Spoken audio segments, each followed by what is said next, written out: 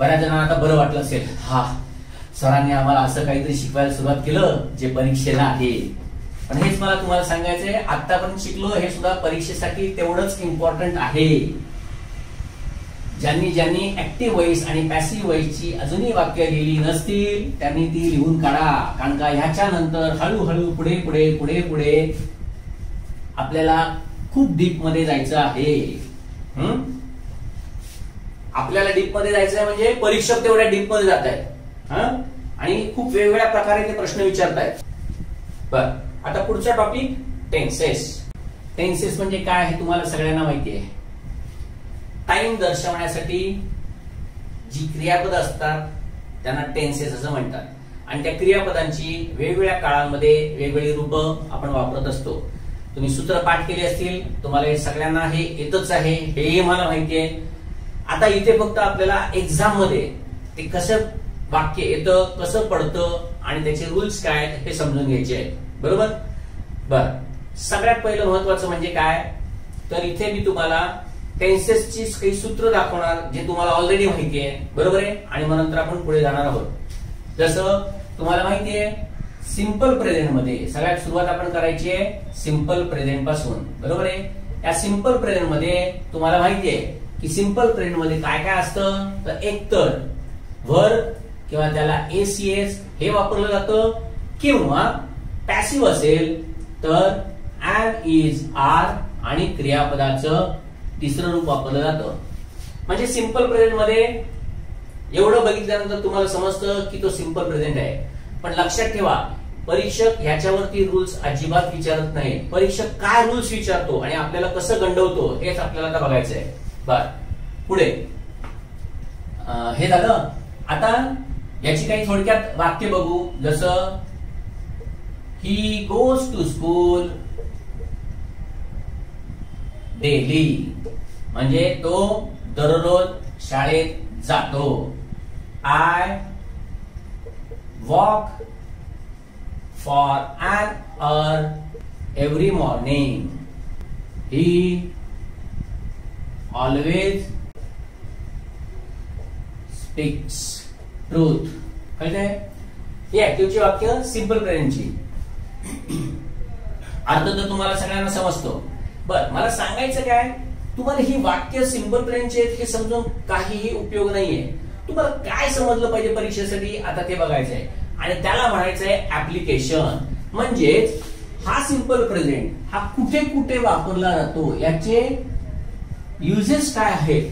आणि हे ज्या युजेस तुम्हाला समजतील ना त्यावेळेला तुम्हाला समजेल की परीक्षेमध्ये कशा प्रकारे आपल्याला वाक्य पडत असतं. तर आता आपण त्याला सुरुवात करूया. थोडक्यात सिंपल प्रेझेंट म्हणजे काय आणि त्याची सूत्र काय हे तुम्हाला माहिती असेल तर तुम्हाला सिंपल प्रेझेंट समजतो. त्यामुळे ही सूत्र माहित असली पाहिजेत. बाकी तुम्हाला माहितीये ह्याच्यापूर्वी आधी सब्जेक्ट असतं आणि ह्याच्यानंतर ऑब्जेक्ट असतं. परत क्रियापद जर इंट्रान्झिटिव्ह असेल तर ह्याच्यापुढे ऑब्जेक्ट नसतं, फक्त आरपी येतं. इकडे ऑब्जेक्ट पहिल्यांदा असतो, त्याच्यानंतर सहाय्यकारी क्रियापद, मग क्रियापद तिसरं रूप, मग बाय सब्जेक्ट असतं आणि मग आरपी असतं. तर अशा प्रकारे हे सूत्र तर तुम्हाला माहितीये. आता परीक्षेमध्ये काय काय विचारतात ना ते आपण बघूया. जसं बघा, सगळ्यात पहिला जो रूल आहे याचा तो म्हणजे काय, आणि याला म्हणायचं हॅबिच्युअल प्रेझेंट. कळलं? ज्याला मराठीमध्ये तुम्ही रीती वर्तमान काळ असं म्हणता. हॅबिच्युअल प्रेझेंट म्हणजे रीती वर्तमान काळ. म्हणजे काय, हॅबिट, पुन्हा पुन्हा तेच तेच तेच तेच करण्याची सवय, म्हणून त्याला म्हणतात हॅबिच्युअल प्रेझेंट इंग्लिश मध्ये, आणि मराठीमध्ये म्हणतात रीती वर्तमान काळ. मित्रांनो, मी फक्त टेन्स शिकवत असताना मुद्दामून मी तुम्हाला आता या हॅबिच्युअल प्रेझेंट बरोबर हॅबिच्युअल पास्ट पण सांगणार आहे. याचं कारण फक्त एवढंच आहे की या दोघांचे रूल एकसारखे आहेत.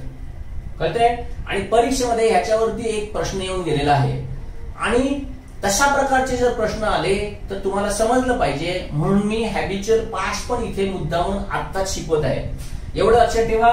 मी जर पुन्हा हॅबिच्युअल पास्ट नंतर गेलो ना तर तिकडे परत या दोघांवरती मिळून कसे प्रश्न पडतात असं सांगण्याच्या ऐवजी मी मुद्दामून सिंपल प्रेझेंट मध्ये सिंपल प्रेझेंटचा संबंध नसताना सुद्धा मुद्दामून सिंपल पास्ट घेतोय. आणि याचं कारण परीक्षेसाठी असं कॉम्बिनेशन मध्ये ज्यावेळी प्रश्न विचारला जातो त्यावेळी ते आपल्याला माहित असलं पाहिजे.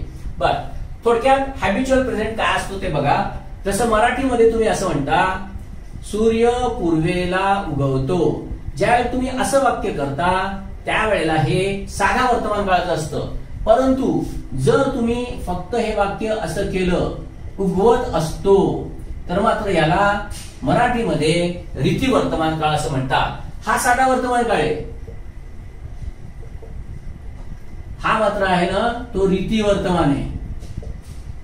आणि त्या रीती वर्तमानामध्ये असतो हा शब्द असतो. जसं बघा, तो नेहमी खोटे बोलतो.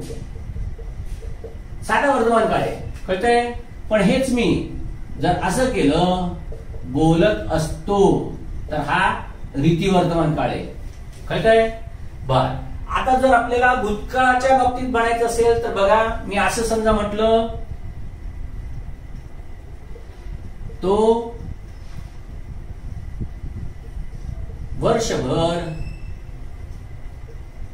पुण्यात राहिला. बघा, साधा भूतकाळ आहे, सिंपल पास्ट. पण तो वर्षभर पुण्यात राहत असे, किंवा राहायचा, किंवा राहत होता, किंवा राहत असे. त्याने अनेकांना फसवले. आणि हेच वाक्य मी जर असं केलं, तो अनेकांना फसवत असे, किंवा फसवायचा. कळतंय. मला काय सांगायचंय ते नीट लक्ष द्या, म्हणजे तुम्हाला समजेल. मी मुद्दामून तुम्हाला हॅबिच्युअल प्रेझेंट म्हणून हॅबिच्युअल पास्ट सांगतोय. याचं कारण एमपीएससी जबाबदार आहे, याचं कारण स्पर्धा परीक्षा जबाबदार आहे. कारण का स्पर्धा परीक्षेमध्ये असा प्रश्न विचारला गेला होता.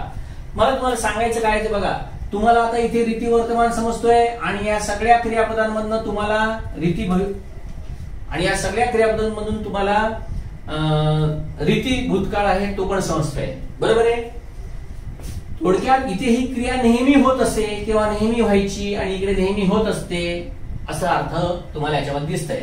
आता सगळ्यात महत्वाचं मला तुम्हाला काय सांगायचं ते नीट समजून घ्या.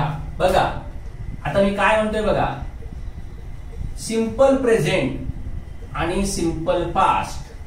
कळलं. याचं हे सगळं सांगण्याच्या मागचं फक्त कारण एवढंच आहे मित्रांनो, तुम्ही काय करता माहितीये का, कदाचित तुम्ही करत नसाल, पण अनेक जणांची सवय आहे.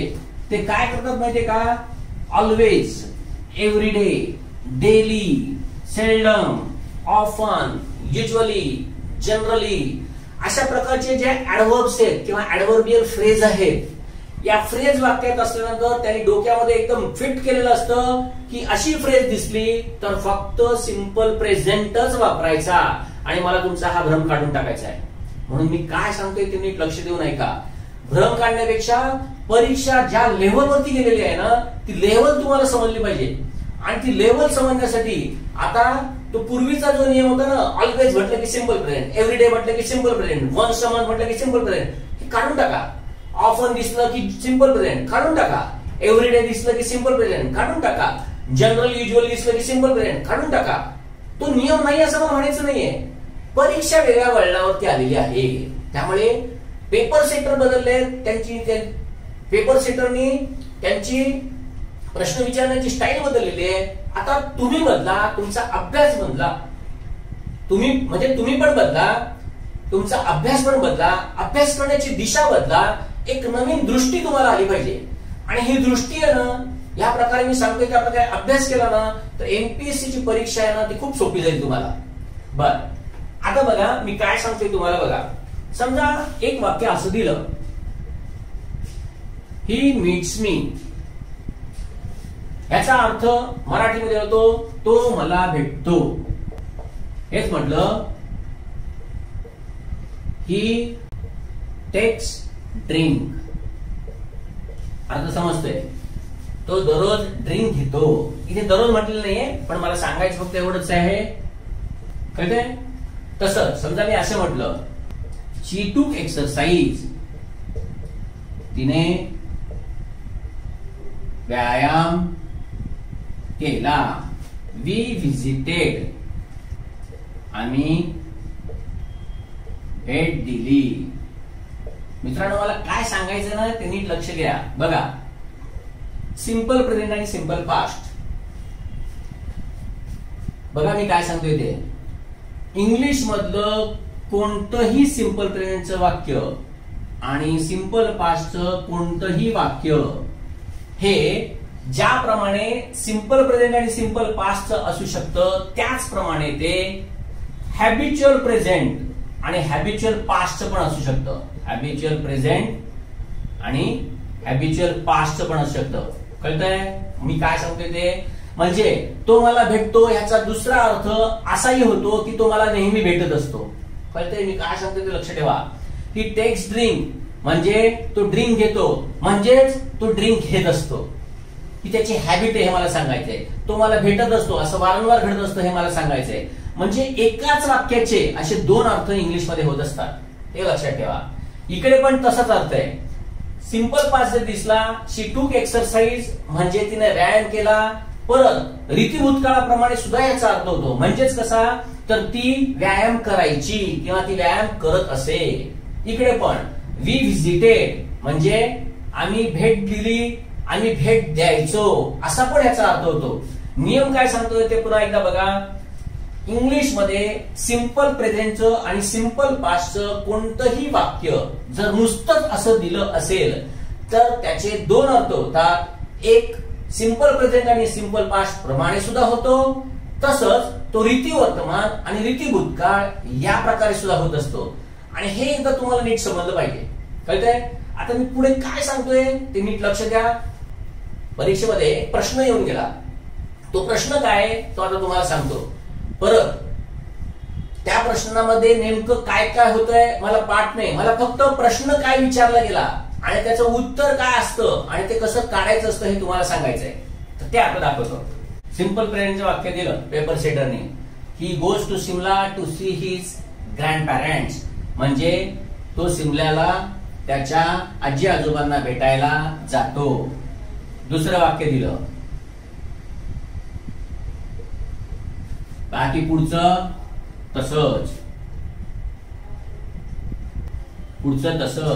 बघा आता मला काय सांगायचं तुम्हाला.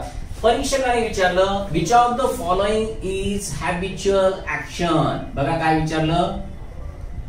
खालील पैकी कुठलं वाक्य हे हॅबिच्युअल ऍक्शनचं आहे म्हणजेच हॅबिच्युअल टेन्सचं आहे. कळतंय मी काय सांगतोय ते?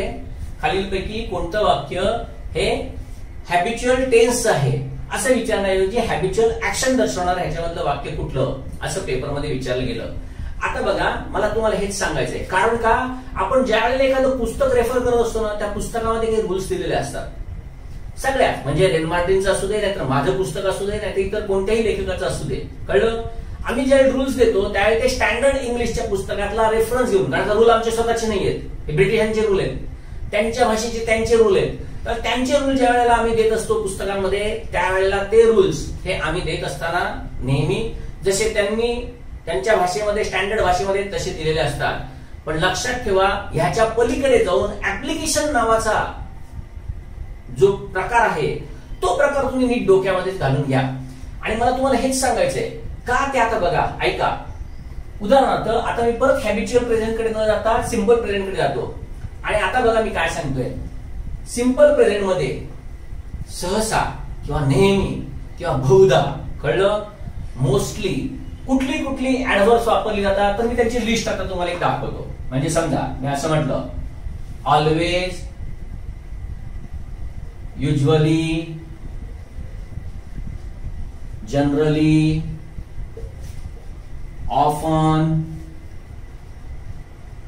सेल्डम, मग एव्हरी डे, मग इथे एव्हरी मॉर्निंग असेल, एव्हरी आफ्टरनून असेल, एव्हरी इव्हनिंग असेल,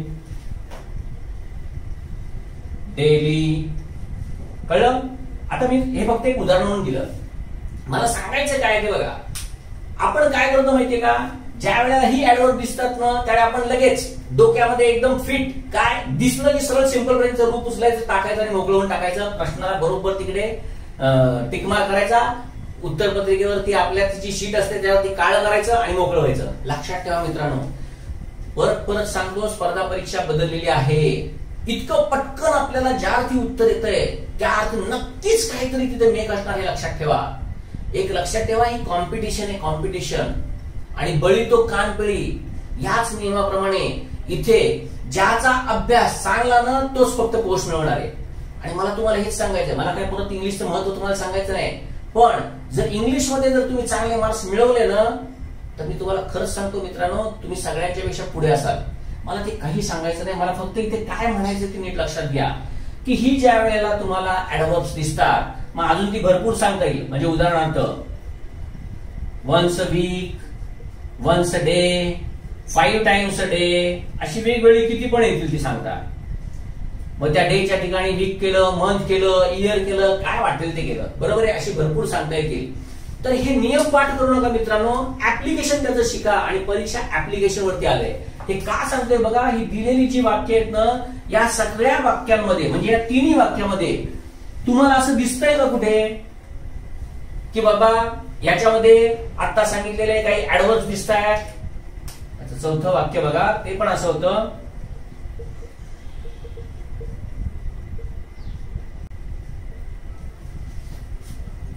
नंतर चौथं वाक्य असं, he thinks to go Simla to see his grand parents. बघा हॅबिच्युअल ऍक्शन, बरोबर आहे. आता पुस्तकांमध्ये नियम असं दिलाय की सिंपल प्रेझेंटचा उपयोग हॅबिच्युअल प्रेझेंट म्हणजेच रीती वर्तमान काळ दाखवण्यासाठी केला जातो. आणि तो ज्या वेळेला केला जातो त्यावेळेला मगाशी त्याची लिस्ट दिली ना, ते ऑलवेज, युज्युअली, ऑफन, जनरली वगैरे वगैरे वगैरे जे काय आता ऍडव्हर्स ची सगळी लिस्ट सांगितली हे तिथे असतात. पण मी तुम्हाला पुन्हा सांगतो, याच्यामध्ये मी थोडासा बदल करतो आणि सांगतो की बघा सिंपल प्रेझेंटचं कोणतंही वाक्य हे हॅबिच्युअल प्रेझेंट असू शकतं. मग भले त्याच्यामध्ये always, often, usually, continually, regularly वगैरे आता मगाशी जे सांगितले असे ऍडव्हर्ब्स त्याच्यामध्ये असोत किंवा नसोत. बघा परीक्षकांनी काय दिले ते बघा, तुमच्या सगळ्या असलेल्या कल्पनांना धक्का देणारे असे प्रश्न ते विचारत असतात. मला सांगायचं काय ते बघा, परीक्षकाने विचारलं हॅबिच्युअल ऍक्शन आणि या सगळ्या सेंटेन्स मध्ये तुम्हाला एक पण हॅबिच्युअल ऍक्शन दर्शवणारं एक पण ऍडव्हर्ब दिसत नाही. मग आता परीक्षकांनी हा प्रश्न विचारलाच कसा? मी जाऊन तिकडे आंदोलन करा एमपीएससी ला, नाही रेन मार्टिनने असं दिलंय, यांनी असं दिलंय, त्यांनी असं दिलंय. लक्षात ठेवा, तुम्ही वापरत असलेलं कोणतंही पुस्तक आयोग वापरत नाही, कळतंय?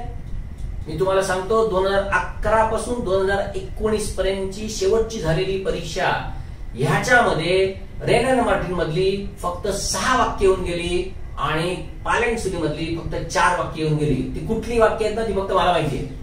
मला त्याच्याबद्दल काही सांगायचं नाही. तुम्ही 30 पुस्तकं धरून बसताय. लक्षात ठेवा, पुस्तकाला महत्व नाहीये, पुस्तकाला एका मर्यादेपर्यंत महत्व आहे.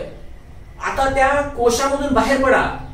ही कोणतीही पुस्तकं अपडेट केलेली नाहीत आणि करणार पण नाहीत, कारण का त्याला तुमचा आश्रय आहे, कारण का तुम्हाला असं वाटतं की या पुस्तकांमधनं प्रश्न विचारतायत. पण मित्रांनो, या पुस्तकांमधनं प्रश्न विचारत नाही.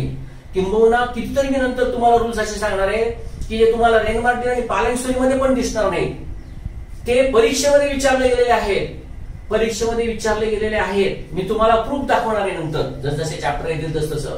पण हे सगळं दाखवून मग ते कोणत्याच पुस्तकात नाहीत, यांनी विचारले कुठून? मला तुम्हाला हेच सांगायचंय, ते ज्या पुस्तकातून विचारतात ना ती पुस्तकं तुम्हाला मिळणं शक्य नाही आणि तुम्ही त्याचा अभ्यास करणं पण शक्य नाही. म्हणजे उदाहरणार्थ माझ्याकडे एक पुस्तक आहे 15 मार्काच्या ग्रामरसाठी, त्यापेक्षा तुम्ही म्हणाल एमपीएससी सोडून देईन आम्ही. मला तुम्हाला हेच सांगायचंय, त्याच्यावरती जाऊ नका. आपल्याला परत परत सांगतो, आपल्याला ग्रामरच्या रूल्सशी मतलब आहे. आपल्याला जॅकलिन फर्नांडिस फक्त समजली पाहिजे बस. ते लोकेशन कुठलं असू दे, कुठलीही स्पर्धा परीक्षा असू दे, कुठलाही स्टार्टिंग प्रश्न विचारलेला असू दे. आणि मला तुम्हाला हेच, हा जो व्ह्यू आहे ना, पेपर ज्या वेळेला तुम्ही सॉल्व्ह करता, अभ्यास ज्यावेळी करता, त्यावेळी मला तुम्हाला हाच व्ह्यू डेव्हलप करून द्यायचा आहे. आणि हा ज्यावेळी तुम्ही डेव्हलप कराल ना त्याच वेळी तुम्हाला समजेल मी काय म्हणतोय ते. लक्षात ठेवा, अभ्यास करण्याची दृष्टी बदला. इंग्लिशमध्ये असं म्हणतात, successful people never do anything different, they do the things differently. कळलं का? अगदी त्याच प्रकारे मला तुम्हाला सांगायचं, यश मिळवायचंय ना, ठीक आहे, ते यश मिळवायचंय ना, मग आता काय करायचं माहिती का, वेगळ्या पद्धतीने अभ्यास करा. मी तुम्हाला हीच दृष्टी तुम्हाला मी देणार आहे. तुम्हाला तुमच्या बुद्धीचा वापर करायला मला शिकवायचंय. जेवढे तुम्ही जास्तीत जास्त बुद्धी वापराल ना, तेवढे तुम्हाला हे समजायला लागेल. बरं, आता इकडे बघा. आता इथे आता बघितल्याप्रमाणे कुठलेही ऍडवर्ब नाही, एक क्रियापद आहे. आता आयोगाने काय केलं, पहिली ज्या वेळेला की दिली त्यावेळी त्याच्यामध्ये फक्त हा पर्याय बरोबर दिला. खाली त्यांनी त्याचे बरोबर पर्याय दिले होते. तर म्हणजे त्यांनी असे पर्याय दिले, ए बी बरोबर, सी डी बरोबर, ओनली बी बरोबर आणि ओनली ए बरोबर. आता बघा झालं काय माहिती का, की ज्या वेळेला प्रश्नपत्रिकेमध्ये असे प्रश्न विचारले जातात त्यावेळेला आपण काय करतो, जनरली खालचे पर्याय बघतो. ठीक आहे, मला काय सांगायचं बघा, तो प्रश्न कॅन्सल झाला. तो का कॅन्सल झाला तेही आता तुम्हाला मी सांगतोय. मला सांगायचं एवढंच आहे की डोळे उघडा, कळलं, थोडीशी बुद्धी वापरा. आता मी तुम्हाला तेच सांगितलं, सिंपल प्रेझेंट किंवा सिंपल पास्ट असलेलं कोणतंही वाक्य हे हॅबिच्युअल प्रेझेंट किंवा हॅबिच्युअल पास्ट होऊ शकतं किंवा त्याचे दोन्ही प्रकारे अर्थ निघत असतात. आणि हे एकदा तुम्हाला समजलं तर तुम्हाला समजेल की इकडे गोज आहे म्हणजे याचा अर्थ तो त्याच्या आजी आजोबांना भेटायला सिमल्याला जातो असा पण आहे. पण आता आपल्याला हॅबिच्युअल ऍक्शन मध्ये तो अर्थ असा पण घेता येतो. तसंच इकडे तो त्याच्या आजी आजोबांना भेटायला सिमल्याला जायचा किंवा जात असे असा पण अर्थ करता येतो. इथे थिंग्स दिलेला आहे म्हणजे तो त्याच्या म्हणजे तो त्याच्या आजी आजोबांना भेटायला सिमल्याला जाण्याचा विचार करतो किंवा विचार करत असतो. म्हणजे आता कुठलं कुठलं वाक्य बरोबर आहे, हे पण बरोबर आहे, हे पण बरोबर आहे आणि हे पण बरोबर आहे, हे फक्त नाहीये. सांगायचं काय ते नीट लक्षात घ्या. पर्याय इथे नाही, आयोगाने प्रश्न कॅन्सल केला. ठीक आहे, काय हरकत नाही, नुकसान काही नाही. पण मला हेच सांगायचंय की उद्या ज्या वेळेला तुम्हाला पर्याय बरोबर दिसेल त्यावेळेला तो पर्यायातलं उत्तर तर समजलं पाहिजे. म्हणून मित्रांनो सांगते तुम्हाला की नुसते नियम आहेत ना ते पाठ करू नका. थिअरी पाठ करून प्रॅक्टिकल ऍप्लिकेशन कधीही समजत नाही. पोहण्याची थिअरी पाठ करून पोहता येत नसतं. मोटरसायकल किंवा स्कूटर कशी चालवायची याची थिअरी पाठ करून मोटरसायकल किंवा स्कूटर चालवता येत नाही. कळतंय, मला सांगायचं हेच आहे, थिअरी पाठ करू नका, प्रॅक्टिकल अप्रोच आणा की त्या रूल्सचं ऍप्लिकेशन कसं केलं जातं. आणि हे ज्यावेळी तुम्हाला समजेल ना त्यावेळी तुम्हाला समजेल अरे बापरे आता हे असे प्रश्न विचारायला लागले. आणि ह्याच्यासाठी म्हणून सांगतोय तुम्हाला की द मास्टर की टू इंग्लिश ग्रामर याच्यामध्ये अशा प्रत्येक रूलच्या नंतर मी मुद्दामून आयोगाने कुठल्या स्टाईलने प्रश्न विचारले की जी स्टाईल आतापर्यंत जी स्टाईल होती त्यापेक्षा पूर्णपणे वेगळी आहे असे मुद्दामून प्रश्नांचे नमुने तुम्हाला तिथे खाली दिले. आयोगाच्याच पेपरचे, काही ठिकाणी सीडीएसच्या पेपरचे दिलेले आहे. याचं कारण असं लक्षात ठेवा, नियम आहे, मग तो कोणत्या का परीक्षेला येऊ दे. कळतंय. तर हा झाला हॅबिच्युअल प्रेझेंट. आता हा याचा एक उपयोग झाला सिंपल प्रेझेंटचा. या सिंपल प्रेझेंटच्या एका उपयोगाबरोबर मी आताच तुम्हाला हे पण सांगितलं की हॅबिच्युअल प्रेझेंट जसा असतो तसाच हॅबिच्युअल पास्ट पण असतो. आता आपलं सिंपल प्रेझेंट चाललंय, त्यातला पहिला आपण उपयोग बघितला आणि तो आहे हॅबिच्युअल प्रेझेंट टेन्स. बरोबर आहे. परीक्षेमध्ये अजून एक वाक्य विचारलं घेतलं ते असं होतं, शी वर्क्स इन मुंबई. आणि परत आता सांगितलं तेच, कळलं का.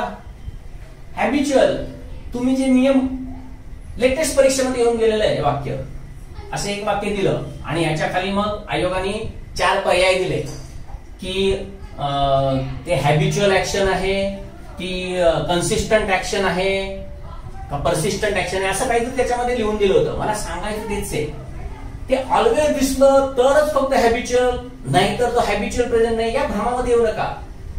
परीक्षक विचारण्याची स्टाईल बदली करतोय, कळलं का. इकडे फक्त एवढंच दिलं सिंपल प्रेझेंट आणि याच्यामध्ये काय आहे ते ओळखा असं दिलं. मग त्याच्यामध्ये तुम्हाला समजलं पाहिजे. म्हणजे त्याच्यामध्ये असं दिलं होतं की परमनंट ऍक्शन आहे, हॅबिट आहे, अजून काहीतरी असं दिलं होतं. मला सांगायचं काय, तुम्हाला हेच समजलं पाहिजे. कळतंय? आणि परीक्षा याच्यासाठी अतिशय महत्वाची आहे. आणि मित्रांनो हे नीट समजून घ्या. आता याचा पुढचा रूल, दुसरा रूल ह्याच्यामधला तो काय तो बघा. याच्यामध्ये लक्षात काय ठेवायचे ते बघा. हिअर आणि देअर यांनी चालू होणारी exclamatory sentence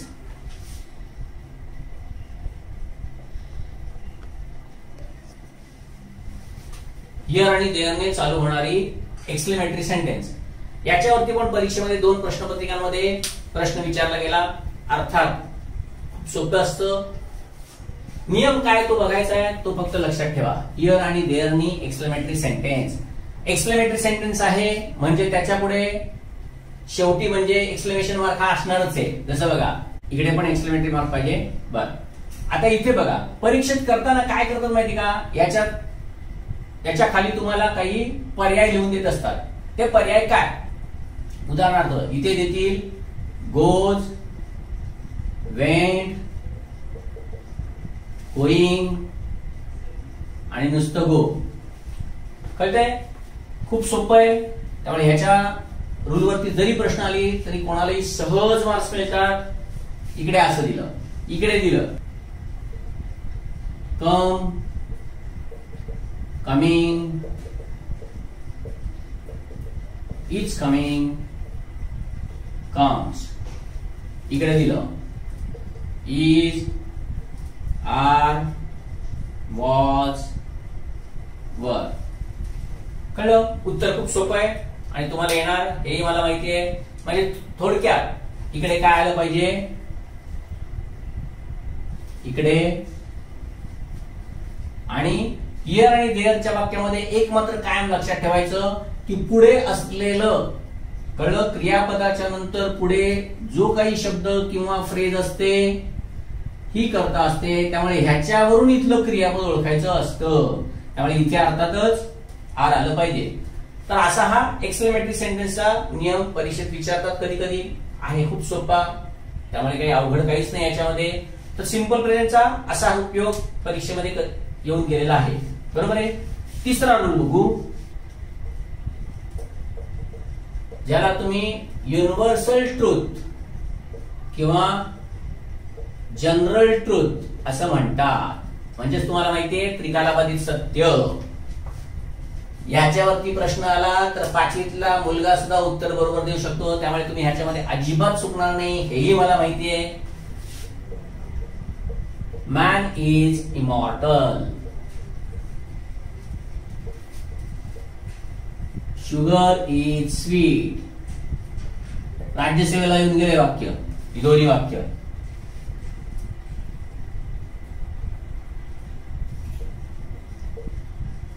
The sun rises in the east. Woman is a companion of man. थोडक्यात सांगायचं काय, समजणं खूप सोपं आहे. युनिव्हर्सल ट्रूथ किंवा जनरल ट्रूथ. त्यामुळे हे वाक्य सहज समजतात. कळलं? परीक्षेमध्ये वेगळ्या प्रकारे प्रश्न कसा येतो ते बघूया आपण याच्यानंतर. की दुसऱ्या रूल बरोबर याच्यामधली काही वाक्य येऊन गेली. परत सांगायचं एवढंच आहे फक्त मित्रांनो की तुम्हाला ऍप्लिकेशन त्याचं माहित असलं पाहिजे की where we can use simple present and these are the rules. You can use simple present in habitual present as well as in here and there, the sentences of exclamatory type and then universal truth or general truth. बरोबर आहे. ह्याच्या पुढचा नियम परत हे सोपं आहे, लक्षात सहज राहील. ह्याच्या पुढचा रूल काय तो बघा. आणि आता इथून हा रूल महत्वाचा आहे आणि तो म्हणजे काय बघा. याला विविड नॅरेटिव्ह असंही म्हणतात. याला दुसरं सबस्टिट्यूट फॉर पास्ट असंही म्हणतात. तसंच हिस्टॉरिक प्रेझेंट किंवा ग्राफिक प्रेझेंट असंही म्हणतात. बघा हा, हिस्टॉरिक आणि ग्राफिक बर, आता हे काय आहे हे आपण थोडक्यात बघू. आता विविड नॅरेटिव्ह म्हणजे ज्या वेळेला गोष्टी तुम्ही सांगत असता, कथाकथन करत असता किंवा काही जोक्स सांगत असता, त्यावेळेला कितीही जुनी गोष्ट असली, इतिहासातली असली, अगदी रामायण आणि महाभारतातली जरी असली तरी सुद्धा तुम्ही तिकडे सिंपल प्रेझेंट वापरत असता. कळलंय? त्याला म्हणतात substitute for past. Vivid narrative मध्ये पण हेच आहे. जसं पूर्वीचं कथानक तसंच कॉमेंट्री असते बघा. मग ती क्रिकेटची असू दे, नाहीतर फुटबॉलची असू दे, कोणतीही कॉमेंट्री असू दे, ही कॉमेंट्री ज्यावेळी चालू असते त्यावेळी कॉमेंटेटर हे नेहमी सिंपल प्रेझेंटच वापरत असतात. कारण का? सिंपल प्रेझेंट वापरण्याचं या नियमामधलं कारण फक्त एवढंच असतं की जी घटना पूर्वी घडली किंवा जी घटना आता घडत आहे ते श्रोत्यांच्या, वाचकांच्या डोळ्यासमोर जसं आहे तसा इव्हेंट उभा करणं, त्याच्यासाठी हे असतं. कळतंय? Vivid narrative, substitute for past, commentary किंवा ज्याला हिस्टॉरिक प्रेझेंट किंवा ग्राफिक प्रेझेंट असं म्हणतात ते. हिस्टॉरिक प्रेझेंट आणि ग्राफिक प्रेझेंट हे दोन शब्द मी माझ्या पुस्तकात दिलेले आहेत मुद्दामून. मित्रांनो, अजूनपर्यंत हिस्टॉरिक प्रेझेंट किंवा ग्राफिक प्रेझेंट असे शब्द येऊन कुठल्याही प्रकारचा प्रश्न 1984 पासून ते आतापर्यंत कधीही विचारलेला नाही. पण ह्याच्यानंतर मात्र ह्याच्यावरती प्रश्न विचारला जाईल हे निश्चित. विविड नॅरेटिव्ह हा शब्द जसा तसा, विविड नॅरेटिव्ह हा शब्द घेऊन जसाचा तसा एक प्रश्न यापूर्वीच्या प्रश्नपत्रिकेमध्ये विचारला गेलेला होता. मित्रांनो, तुम्हाला सांगायचं फक्त एवढंच आहे की हे जी टर्मिनॉलॉजी आहे ग्रामरची, हे जे काही शब्द आहेत, हे शब्द आहेत ना, हे पाठ करून ठेवा. तुम्हाला माहिती असू दे की हे कधी आणि कसे विचारतात. कारण का प्रश्नपत्रिकेमध्ये जे सगळ्यांना किंवा कोणालाही माहित नाही ना ते विचारण्याची आता स्पर्धा पेपर सेटर मध्ये लागलेली आहे. ऍक्च्युली स्पर्धा विरुद्ध काही नाही, हे आहे असं आहे. तर यांच्या ठिकाणी सिंपल प्रेझेंट वापरला जातो. म्हणजे उदाहरणार्थ मी तुम्हाला एक मुद्दाम एक गोष्ट सांगतो, लगेच तुम्हाला समजेल. आणि शिवाजी महाराज पेटाऱ्यामध्ये बसतात. बघा, मी सिंपल प्रेझेंट मध्ये म्हणतोय. आणि शिवाजी महाराज पेटाऱ्यामध्ये बसतात. इतर मावळे वरती मिठाई टाकतात आणि नंतर पेटारा बंद केला जातो. दोन भोई तो पेटारा उचलतात. नेहमी उचलतात का? नाही, पण दिसताना मात्र सिंपल प्रेझेंट आहे बघा. आणि बाहेर जाऊ लागतात. बाहेर गेल्यावर फुलात कान तिथे येतो. तो थांबा म्हणतो. बघा, म्हणतो सगळं सिंपल प्रेझेंट आहे. सांगायचं फक्त हेच आहे तुम्हाला. यालाच म्हणतात सबस्टिट्यूट फॉर पास्ट किंवा विविड नॅरेटिव्ह. कळलं का? कॉमेंट्री असते त्यावेळेस सुद्धा तिथे असंच असतं. सांगायचं फक्त कशासाठी आहे की हे शब्द लक्षात ठेवा. रेग्युलर शब्द आहेत, त्याच्यावर ते हिस्टॉरिक आणि ग्राफिक हेही लक्षात ठेवा. परीक्षेमध्ये यापुढे येऊ शकतील. आता ह्याच्यावरती मात्र आतापर्यंत फक्त एकच प्रश्न पडून गेलाय, पण आताच्या स्टाईल प्रमाणे ह्याच्यावरती कसा प्रश्न येऊ शकतो याचे मी तुम्हाला एक उदाहरण देणार आहे. परत याच्यावरती प्रश्न येईलच असेही म्हणत नाही, पण तुम्ही मात्र प्रिपेअर्ड असलं पाहिजे हे मला तुम्हाला सांगायचंय. तर तो प्रश्न कसा विचारला जाईल ते आता आपण बघूया. आता हे 4 दिलेले आहेत. परत मी इथे मुद्दामून पर्याय देत नाही, कारण का आपल्याला पर्यायावरनं उत्तर ओळखायची नाहीये, तर आपल्याला अशीच उत्तर समजली पाहिजे. आता समजा परीक्षकाने अशा प्रकारे एक प्रश्न तयार केला आणि तो तुम्हाला दिला आणि सांगितलं की which of the following is or can be used substitute for past, or which of the following sentences किंवा sentence shows vivid narrative, किंवा which of the following sentences has graphic present किंवा historic present, काही पण असू दे. कळते? सांगायचं काय? आता ज्या वेळेला तुम्ही हे बघत ज्या वेळेला असता त्यावेळी तुम्हाला आता याच्यामध्ये दिसेल इथे पण गोष्ट आहे, इकडे सिंपल प्रेझेंट आहे, इकडे काय आहे आणि इकडे काय आहे हे सगळं तुम्हाला दिसत असतं. आता काय होणार आहे ते बघा.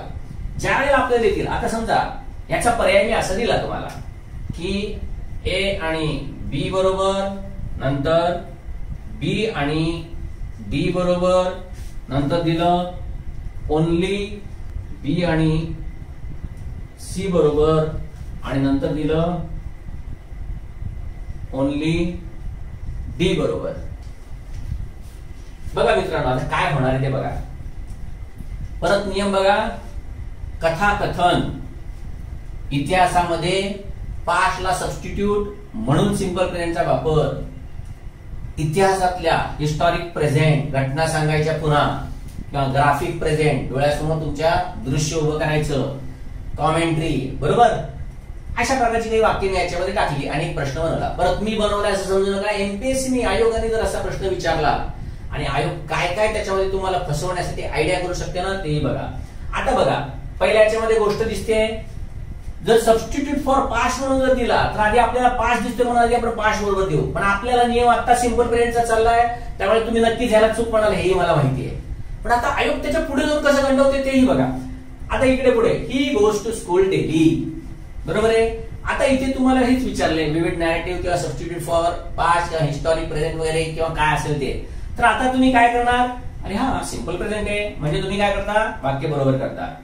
पुढचं पण, Sachin hit the ball to square leg, तुम्हाला वाटतं कॉमेंट्री तर दिसते याच्यामध्ये, बरोबर, चला बरोबर. पुढचं, a rat request king lion for his life, म्हणजे त्या उंदरानं शेवटी त्या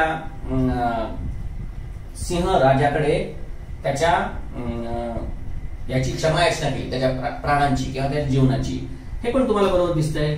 मग आता बी सी डी हे तर कुठे दिलेलंच नाही, मग आता आपण काय करायचं, आणि आता इथेच सगळा खेळ चालू होतो.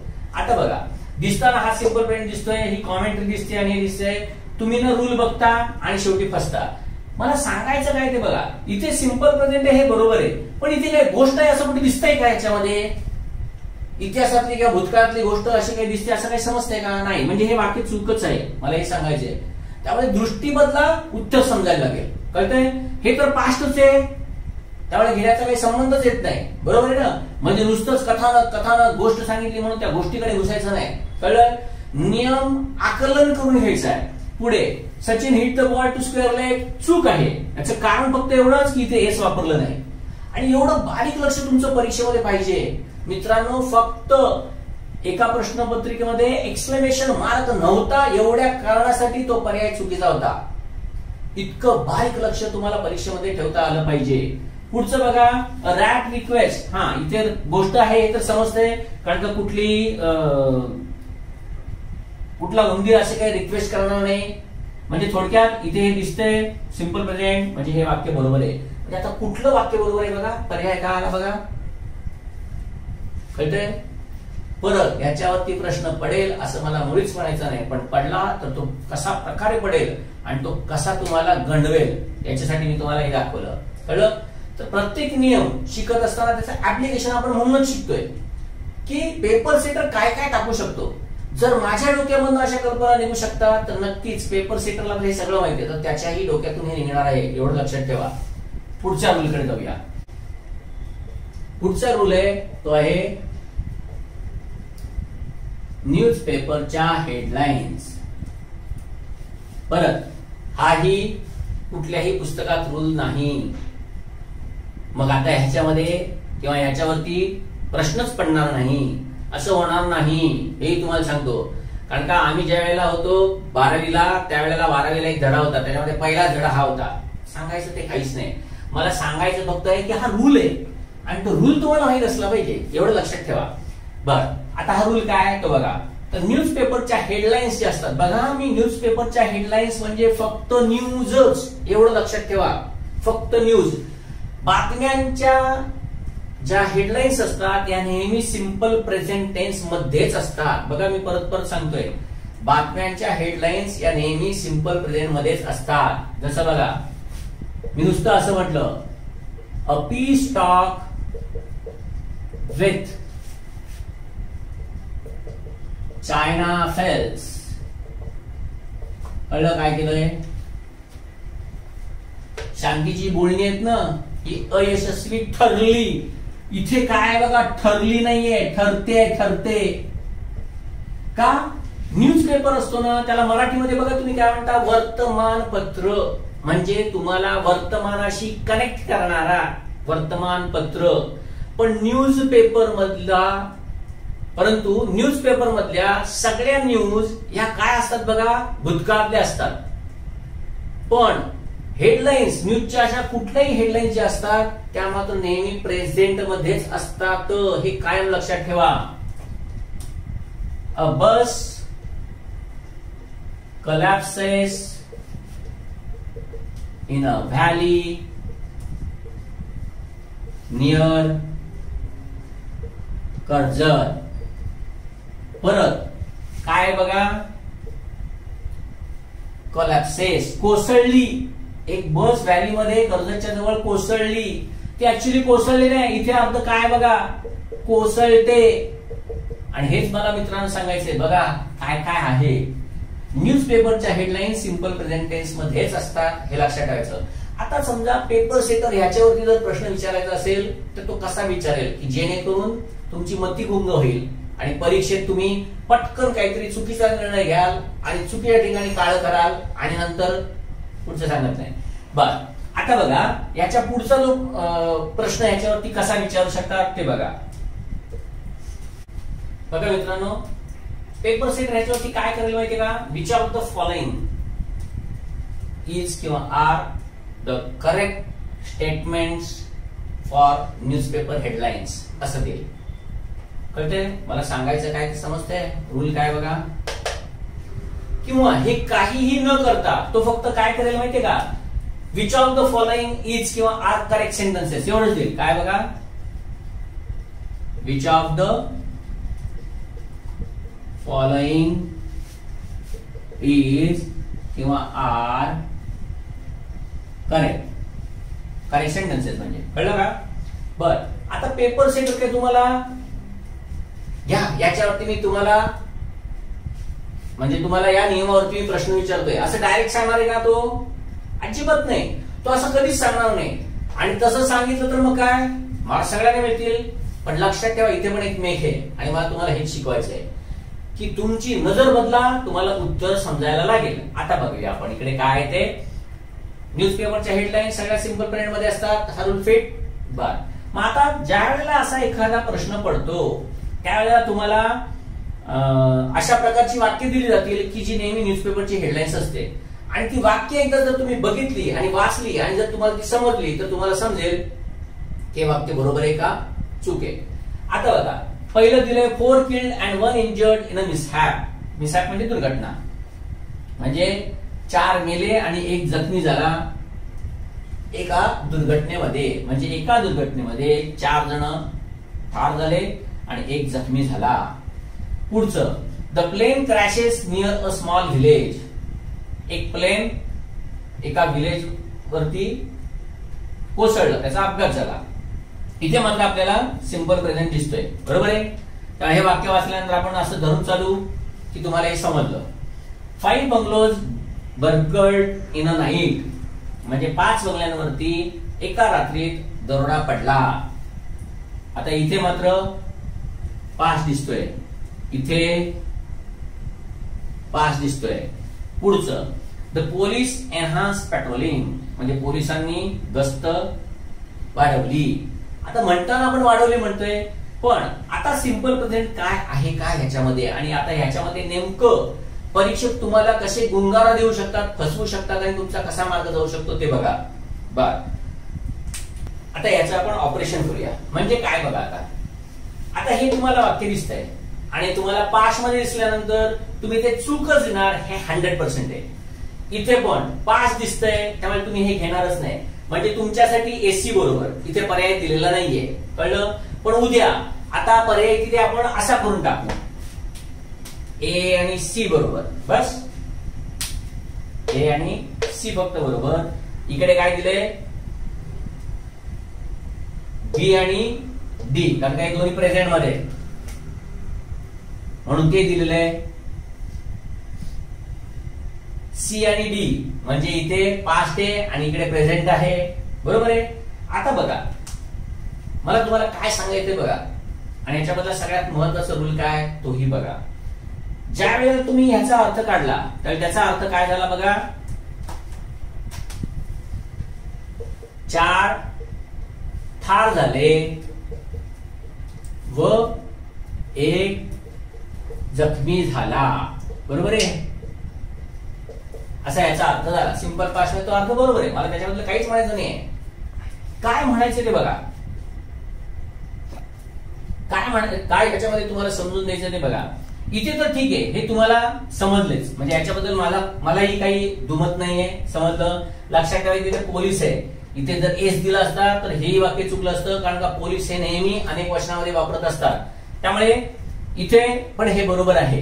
पण ह्याच्यावर दुसराही नियम माहित असू दे, पोलीस अनेक वचनात आहे, आणि जर अनेक वचनात असेल तर इकडे तुम्हाला एस लागत नसतं. बर, आता या दोघांचं काय ते बघा. आता इथे जर तुम्हाला दिसतंय तो पास्ट टेन्स आहे, मग तो पास्ट टेन्स आहे म्हणजे वाक्य चूक आहे असं तुम्ही धरलं. पण आता जर तुम्हाला सूत्र माहित असतील तर तुम्हाला समजेल की इकडे हे क्रियापदाचं दुसरं रूप आहे, त्या अर्थी हा सब्जेक्ट आहे, इकडे क्रियापदाचं दुसरं रूप आहे, त्या अर्थी हा सब्जेक्ट आहे. आणि मग ह्याचा अर्थ काय होतो तर तो असा होतो, 4 जणांनी ठार केले किंवा ठार मारले व एकाने जखमी केले कालच्या दुर्घटनेमध्ये. बघा ऍक्टिव्ह व्हायचे ना, इथे पण तसंच आहे बघा. 5 बंगलोज बर्गल्ड म्हणजे काय, 5 बंगल्यांनी दरोडा टाकला एका रात्रीत. बरोबर आहे. इथे दिसताना बघा परत हा सब्जेक्ट आहे, क्रियापदाचं दुसरं रूप आहे, कळतंय. 5 बंगल्यांनी दरोडा टाकला, कारण का ज्या वेळेला सब्जेक्ट आणि क्रियापदाचं दुसरं रूप असतं, आपण ऍक्टिव्ह पॅसिव्ह शिकलेलो आहोत, कळलं का. त्यावेळेला म्हणून मी तुम्हाला सतत हेच सांगत असतो की मित्रांनो, वाक्यांचे अर्थ समजून घ्यायला सुरुवात करा. परीक्षक आपल्याला इथेच पकडणार आहे, त्यामुळे डोंट बी ऑफ गार्ड, कळलं का. बर, मग आता सर हे कसं काय आलं आणि मग आता कसं काय करायचं, तर आता याचा पुढचा नियम आहे का. एकतर न्यूजपेपरच्या हेडलाईन्स हा रूल दिलेला नाही, आणि परत आयोग जी पुस्तकं रेफर करते ना त्यांच्यामध्ये हा रूल आहे, कळलं का. त्यामुळे नीट लक्ष ठेवा. आता मला तुम्हाला काय सांगायचंय बघा. तर इंग्लिशमध्ये दुसरा रूल काय, तर ज्या वेळेला कुठलीही हेडलाईन सिंपल प्रेझेंटची ज्यावेळी असते, ती ज्या वेळेला ऍक्टिव्ह व्हॉइस मध्ये असेल त्यावेळेला तिकडे सिंपल प्रेझेंटची कुठलीही क्रिया ज्यावेळेला ऍक्टिव्ह व्हॉइस मध्ये असेल त्यावेळेस तुम्हाला इथे वर्ब आणि एसीएस दिसतो. पण जर एखादी हेडलाईन पॅसिव्ह व्हॉइस मध्ये असेल तर न्यूजपेपरची हेडलाईन्स करत असताना मात्र तिकडे ऑब्जेक्टच्या नंतर जे एम किंवा इज किंवा आर आलं पाहिजे ते कधीही दिलं जात नाही. डायरेक्ट क्रियापदाचं तिसरं रूप दिसतं. बघा आता बघा मी काय सांगतो ते, कळलं. ॲमिजार गाळलं जातं. न्यूजपेपरच्या हेडलाईन्स मध्ये वाक्य जर पॅसिव्ह असेल तर ते गाळलं जातं. बघा इकडे 4 किल्ड म्हणजे याचा अर्थ 4 जणांनी ठार केले असं नाही, तर 4 जण मेले आणि 1 जखमी झाला असा आहे. थोडक्यात कसं हे केलंय बघा. 5 बंगलोज बर्गल्ड, 5 बंगल्याने दरोडा टाकला नाही, क्रिया त्यांच्यावरतीच झालेली आहे, कळतंय. पण क्रिया जरी त्यांच्यावर झाली असली हे काढलेलं आहे, म्हणजे आपल्याला अशी वाक्य देतील आणि फसवतील. म्हणून मित्रांनो मला तुम्हाला हेच सांगायचंय की वाक्यांचे अर्थ समजून घ्या, ऍप्लिकेशन समजून घ्या. एकदा तुम्हाला ऍप्लिकेशन समजलं ना तर हे सगळं सोपं जायला लागतं, कळतंय. पुढचा रूल बघूया. हा झाला न्यूजपेपर हेडलाईन्सचा. आता पुढचा रूल आहे तो कोटेशन्सचा आहे. हाही रूल अजूनपर्यंत परीक्षेमध्ये विचारला गेलेला नाहीये, पण विचारला तर तो कसा विचारतील तेही आपण बघूया. काय रूल आहे, कोटेशन्स. कोटेशन म्हणजे काय, ज्या वेळेला थोर महान लोकांची, मोठ्या माणसांची ज्या वेळेला एखादी विधानं उद्धृत केली जातात, कशासाठी तर तुम्हाला काहीतरी महत्व सांगण्याची. म्हणजे जसं विन्स्टन चर्चिलनी असं म्हटलंय, ज्ञानेश्वर महाराज असं म्हणतात, श्रीकृष्ण भगवद्गीतेत असं म्हटलं आहे, वगैरे वगैरे वगैरे. कळलं की असतं ती कोटेशन्स असतात म्हणतात, बरोबर आहे. बस उदाहरणार्थ बघा, कोटेशन आहे. कोटेशन असलं की तिकडे स्वल्पविराम आणि इकडे कॉमा, इन्व्हर्टेड कॉमा मध्ये वाक्य असतं, बरोबर आहे. कधी उष्ण देऊही नका आणि कधी घेऊही नका असं थोडक्यात त्याला म्हणायचंय. अशी किती पण सांगता येतील. उदाहरणार्थ गांधीजी म्हणतात अहिंसा हा खरा धर्म आहे. खूप सोपं आहे. परत किट्स नावाचा एक पोएम आहे युके मधला, असं म्हणतात beauty is in the eyes of beholder. सांगायचं फक्त मला हेच आहे ह्या सगळ्यामध्ये सांगायचं काय की कोटेशन ज्या वेळेला दिलेली असतात त्या कोटेशन सगळ्यात महत्वाचं कॉमा, इन्व्हर्टेड कॉमा, कळतंय, आणि ती कोटेशन सहज समजतात. परत याच्यावरती प्रश्न येऊन गेलेला नाही. पण आता जर तो प्रश्न आला तर तो प्रश्न कसा येऊ शकतो आणि त्याच्यावरती आपल्याला कसं गणवू शकतात ते आता आपण बघूया. आता बघा या सगळ्या याच्यामध्ये तुम्हाला दिसते सगळी कोटेशनच दिसत आहेत, बरोबर आहे. आता ही कोटेशन जरी दिसत असली तरी आता आपल्याला पर्याय काय देतील प्रश्नपत्रिका तो बघा. जसं बघा इथे दिलं ए बी बरोबर, सी आणि डी बरोबर, ओनली ए बी डी बरोबर आणि ओनली बी बरोबर. बघा मित्रांनो पर्याय काय दिलेत आणि आता नेमकं आपल्याला उत्तर कसं शोधायचंय ते बघा. जसं बघा इथे Netaji said you give me blood, I will give you freedom. Gandhiji says non violence is a true religion. My father says never cheat others. Modi ji वॉन we will retaliate for every soldier. आता या सगळ्यामध्ये तुम्हाला कोटेशन तर दिसत आहे, बरोबर आहे. आता बघा आपण अभ्यास करत असताना तो अभ्यास कशा प्रकारे करत असतो आणि ऍक्च्युअली कशा प्रकारे केला पाहिजे. कोटेशन मध्ये सिंपल प्रेझेंट वापरतात म्हटल्यानंतर आपण काय करतो माहिती का, इकडे बघतो.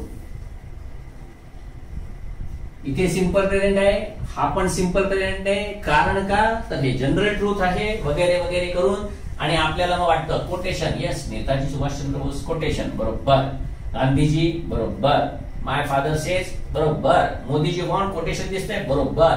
पण मित्रांनो हे सगळे बरोबर आहे असं दिलेलंच नाही आणि इथेच तुम्हाला फसवलेलं आहे. मग मित्रांनो नियम काय नीट लक्षात घ्या. कोटेशन म्हणजे ह्याला म्हणायचंय, हे नेहमी सिंपल प्रेझेंट टेन्स मध्ये असतं आणि ही मेक आहे. हे एकदा तुम्हाला समजलं की तुम्हाला समजेल जरी नेताजींचं एक कोटेशन असलं तरी चूक, गांधींचं आहे बरोबर, माय फादर सेज चूक. कारण का हे मोठं कोटेशन बिटेशन काही नाहीये, महान व्यक्तींचं नाहीये, कळलं.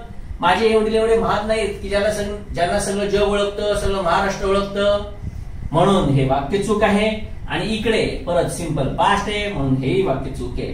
म्हणजे मित्रांनो आलं काय बघा, फक्त एवढं एकच वाक्य बरोबर आहे, हे चूक, हे पण चूक, हे पण चूक. उत्तर काय आलं बघा, ओनली बी. आणि आपण फसलो कशाने किंवा फसू कशाने, कोटेशन दिसलं ओके सगळं बरोबर, कळतंय. तर हाच मला तुम्हाला व्ह्यू नवीन द्यायचा आहे की फक्त करायचा म्हणून अभ्यास करू नका. पुस्तक वाचताना अभ्यास करत असताना कसा बारीक सारीक त्याचा अभ्यास करायचा असतो ना ते नीट लक्ष द्या, म्हणजे तुम्हाला हे समजेल, कळतंय. पुढचा शेवटचा रूल सिंपल प्रेझेंटचा आहे तो बघूया, म्हणजे सिंपल प्रेझेंट टेन्स पूर्ण होईल. नंतर पुढचे काही काळ आहेत ते आपण पुढच्या लेक्चर्स मध्ये बघू. पुढचा रूल आहे परीक्षेसाठी अत्यंत महत्वाचा रूल आहे, अत्यंत महत्वाचा, इतका महत्वाचा की या रूल वरती आजकाल मार्क्स पडतायत. हा इतका महत्वाचा आहे की या रूल्स वरती आता प्रश्न पडतायत. गेली 4-5 वर्षापासून याच्यावरती प्रश्न पडतायत. त्यामुळे हा सगळ्यांना माहितीये, पण तो कन्फ्युजन करणारा कुठे होऊ शकतो, कसा होऊ शकतो आणि प्रश्नपत्रिकेमध्ये तो किती वेगवेगळ्या प्रकारे विचारला जातो हेही आपण आता बघूया. बर आता हे काय आहे ते बघा.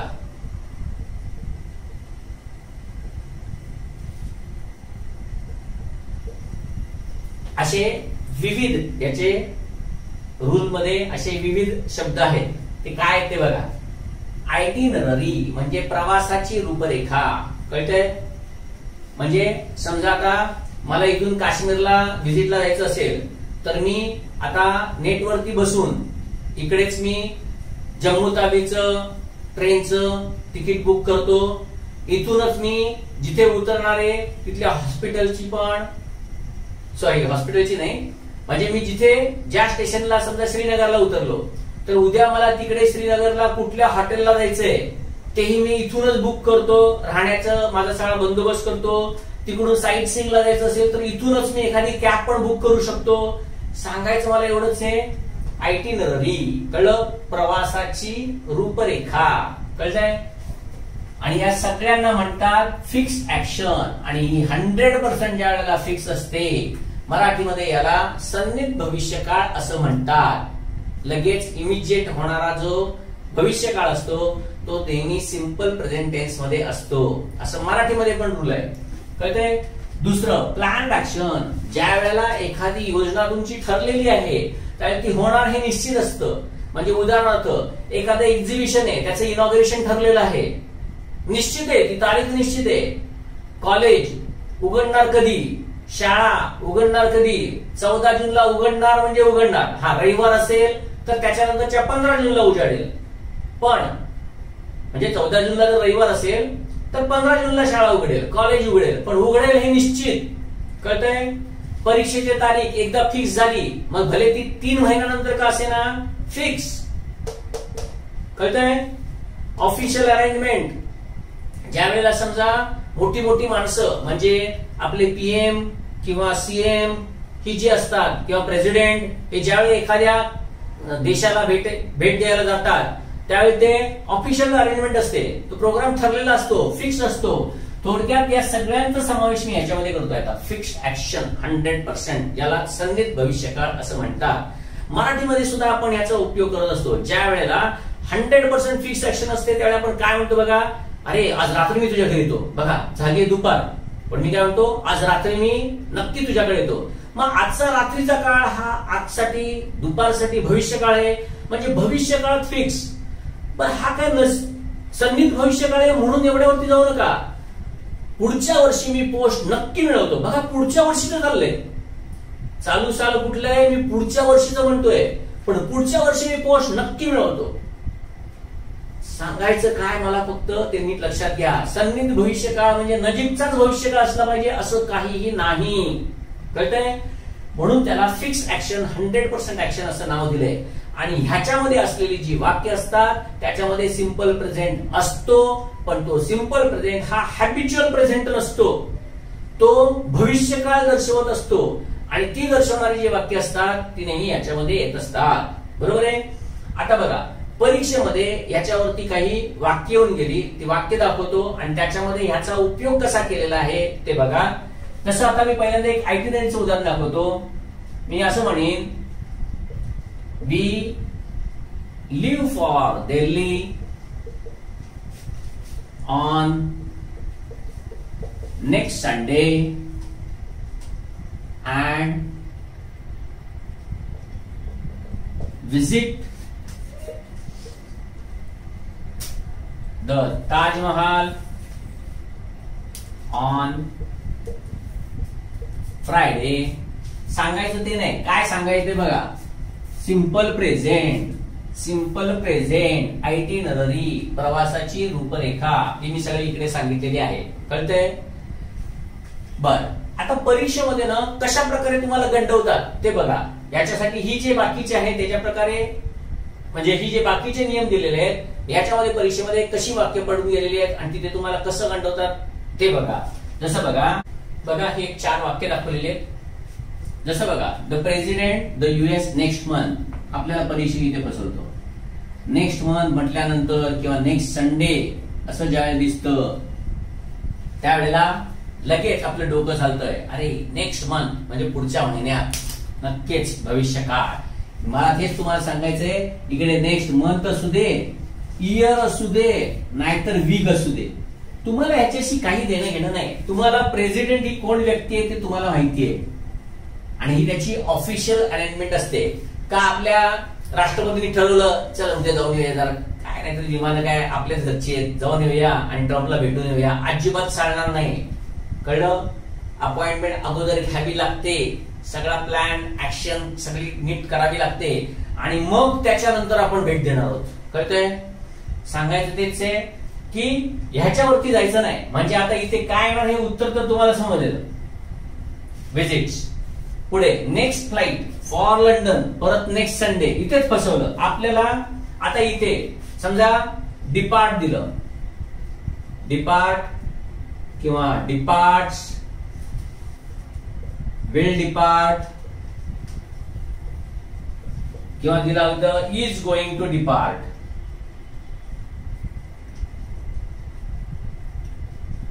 तुम्हाला हेच समजलं पाहिजे बस.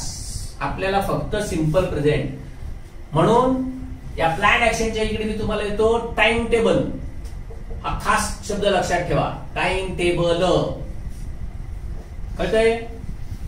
बघा, फ्लाईटचं टाइम टेबल असतं, बसचं टाइम टेबल असतं, ट्रेनचं टाइम टेबल असतं. म्हणजे उद्या समजा मला राजधानीला जायचंय आणि ती राजधानी समजा 4 वाजता सुटत असेल 16 अवर्सला, तर ती 4 वाजता सुटत असेल म्हणजे 16 अवर्सला, तर नाही मी फोन करून लगेच तिकडच्या त्या ट्रेनच्या जो ट्रेन चालवणारा मोटरमॅन त्याला सांगितलं, अरे जरा 10 मिनिट जरा वाट बघ, मी आलो. अजिबात नाही, तो थांबणार नाहीये माझ्यासाठी. का?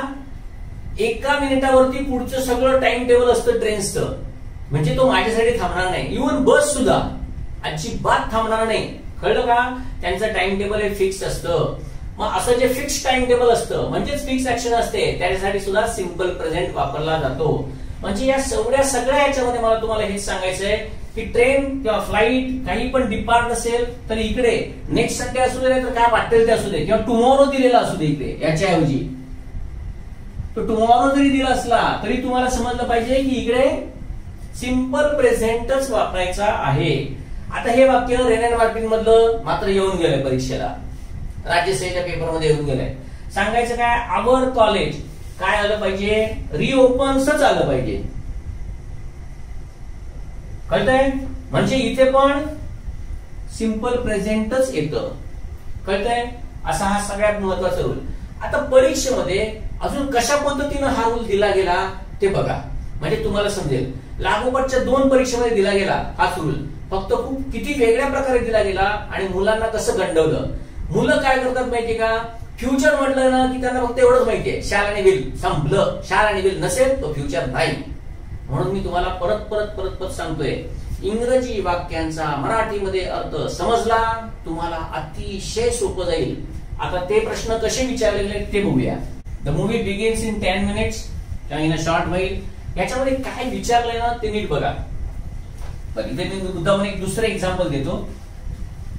ऍक्च्युली याच्यामध्येच थोडासा फरक करून 2दा प्रश्न विचारला गेला, पण एक दुसरा अजून एक देतो, ते पण खूप सोपं आहे. ते काय आहे ते बघा.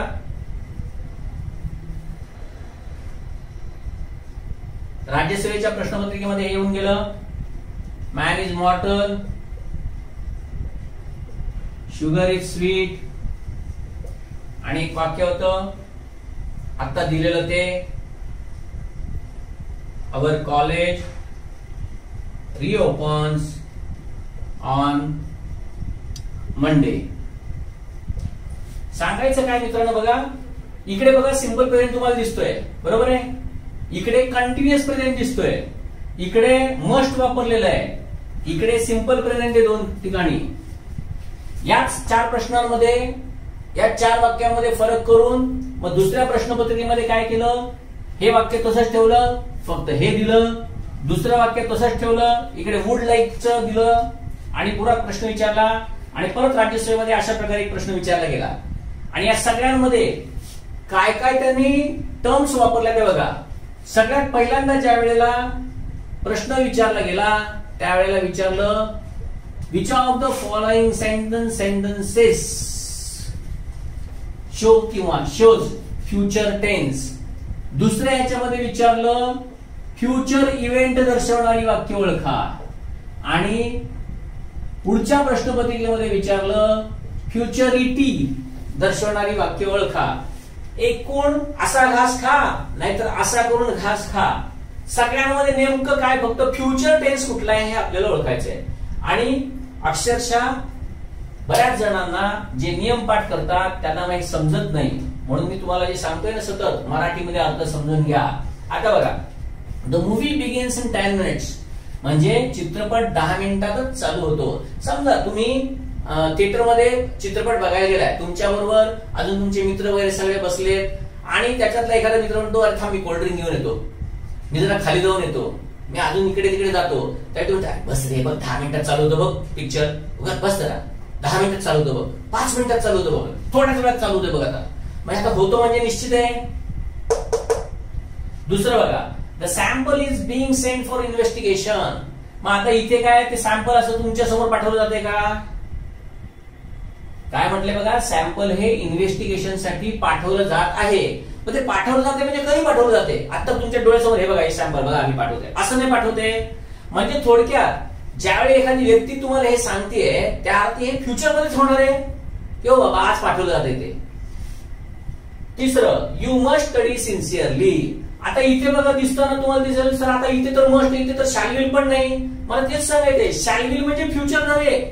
म्हणून मी तुम्हाला जे सतत सांगत असतो की इंग्लिश वाक्यांचा अर्थ समजला ना, वाक्य बघितलं ना ते अर्थ समजायला लागतो. You must study sincerely. आता मी हे तुम्हालाच म्हणतोय की तुम्ही सिन्सिअरली अभ्यास केला पाहिजे. कधी? आताच्या नंतर पुढे सिन्सिअरली अभ्यास केला पाहिजे. म्हणजे हेच तुम्हाला सांगतंय की फ्युचर आहे, ह्यानी पण फ्युचर दर्शवला, ह्यानी पण फ्युचर दर्शवला, ह्यानी पण फ्युचर दर्शवला. आता हे बघा, मी त्याला हॉटेलला भेटतो आणि आम्ही निघतो. बघा मी त्याला, आता मी इथे मी म्हणतो मी त्याला हॉटेलला भेटतो आणि मग आम्ही निघतो. कधी निघतो? नंतरच. भेटतो कधी? आता इथून निघाल्यावरच. सांगायचं फक्त या चारही याच्यामध्ये फ्युचर टेन्स आहे. आणि परीक्षक अक्षरशः इतकी मजा करतात ना, त्यांनी काय दिलं माहिती का? फक्त एबी बरोबर, फक्त सीडी बरोबर, सगळेच बरोबर आणि सगळेच चूक. झालं. आता करायचं काय?